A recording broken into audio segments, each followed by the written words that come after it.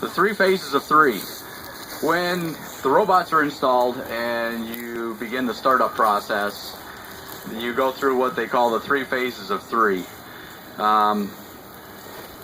Let's see if I can remember this correctly. Paul, you can help me out.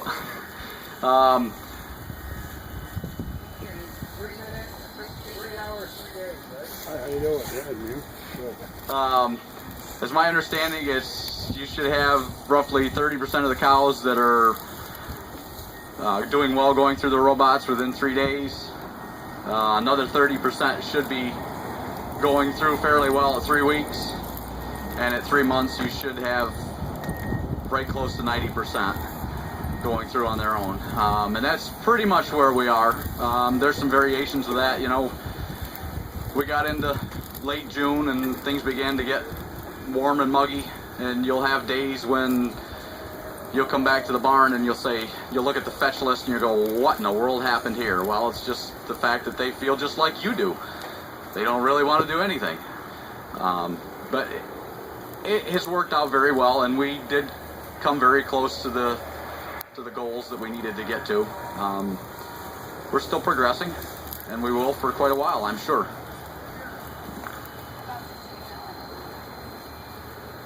The Juno and the Luna. The Juno is a feed pusher. We actually started using that in, right around Thanksgiving time. And that, I'll tell you what, if there's anybody here that's pushing up feed in a tie stall barn or in a freestall barn that has the ability to put one of them in, and you don't like pushing up feed, that guy does it 24 hours a day. All you have to pay him is a small amount of electricity. Very good help. The Luna is the cow brush down at the far end. When you go to see the robots, you can peek in the door there and see that. I wasn't right here the night that they put that up, but it's my understanding that if you could imagine a bunch of older teenagers who wanted to get to the same thing at the same time, that's about what it looked like. It was quite a free-for-all, I guess. Once they figured out what it was and how good it felt, that's all they wanted.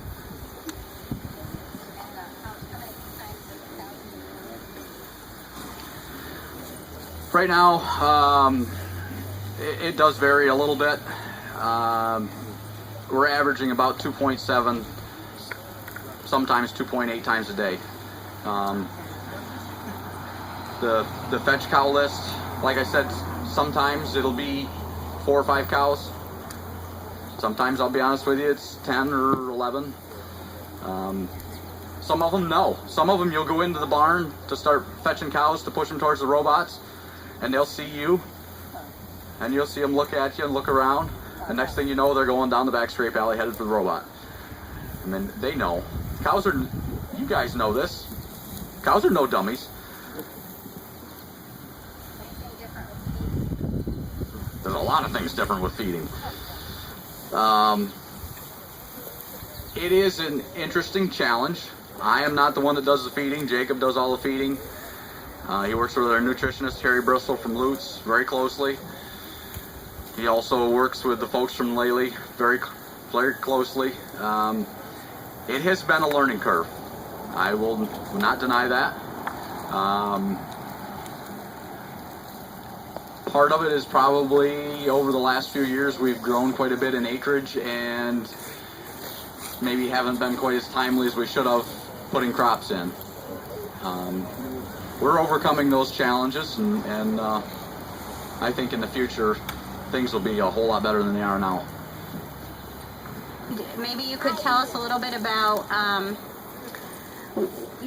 some of the evolution of robotic milking and how you work with the farmers to make things work. Okay. First of all, Lely invented the robotic milker 23 years ago. And since then it's changed dramatically. We do have some units that have been in the field 20 years now in Europe. They're fairly primitive compared to today, so the progress is tremendous. Now there's about 6 companies worldwide. We have about 20,000 units working in the field. In New York State alone, we're now up to about 170. A lot of people probably didn't know that number. There's 3 Lely dealers in New York State. We've got the entire state pretty well covered. Right now, out of my dealership alone, we've done 26 this year. So there's a lot of features that people have been, like Larry mentioned, have been really looking for. The activity, the ability to milk cows 3 and 4 times a day. It takes the smaller farmer and puts them on a level that the bigger farmers are already at. We've got a shop in Albany, New York. We have a shop in Ferrisburg, Vermont, and Enosburg, Vermont. We have a team of 10 guys total, guys and gals. And we have dedicated service techs. We have a dedicated install team and a sales team. So, like Larry mentioned, we've got some great add-on equipment pieces, such as the feed pusher, the calf feeder, the Luna brushes. The robots, we strive for 3 milkings a day and 1 refusal a day. A refusal is when a cow goes to the robot and she actually gets turned away. So we like to, our goal is to see cows go to the robot at least 4 times a day as a herd average. Obviously, tail enders will limit their milk access so they can only get milked a couple times a day for better udder health. Front end lactation guys, we want them going through 4 or 5 times a day. So that's how we reach our average.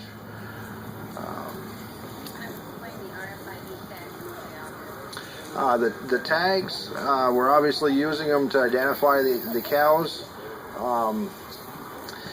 Anytime they go into the robot, there's a camera there that recognizes them. It communicates with the computer in the office, decides whether that cow can milk or not. At the same time, we're downloading information on that cow's activity. So we're creating reports for breeding purposes. We've got a couple different types. We have some that do just reading and activity. We have another model that does rumination. Mounts a little higher on the collar, monitors the cow's chewing. Tremendous product. One of the big assets that people with robots realize after helps with their breeding. We are quarter milking, and we're identifying issues within each quarter individually. We have a milk quality control device that checks for conductivity, takes the temperature of the milk, obviously monitors milk flow. So we independently quarter milk. Typically, we try to relate one robot to about 60 cows. Typically, we see right around 1 cow per group that might have an issue, but that's a cow that has an issue in the parlor or the tie stall. Basically, the udder conformation can be a pretty wide variety, with the exception of cross teats. In that case, we might attach the wrong one. Other than that, we're very versatile. The arm is very strong, durable. So udder types are usually not the issue. So yeah. Yep. And at the initial startup, we map each cow's udder because there's no data in the system. We have basically some information that the dairyman entered. At that point, we map the udder. It's almost like a video game on the touch screen. We steer the arm and help the attachment. From that point forward, we're building on that cow's data. It stores in memory the udder conformation, and as it changes throughout her lactation, it makes adjustments. So it essentially gets faster and faster. Larry mentioned a little bit, feeding is most important. We try to take some energy out of the bunk and help get the cows to the robot. We're typically feeding 15 to 20 pounds less at the bunk and using the robot to individually feed grain to the cows that need it. Feed is most important. Feet are important. And then just your daily checklist. We have a pretty strict maintenance schedule. 4 times a year we do a scheduled maintenance on these robots. It doesn't take a lot of time, about 2 hours per robot. Other than that, the robot will call you if there's any issues. We have sensors built in for conductivity, for the soap, the acid. If there's a deviation in temperature, time, anything at all, failures attaching, it'll let the farmer know.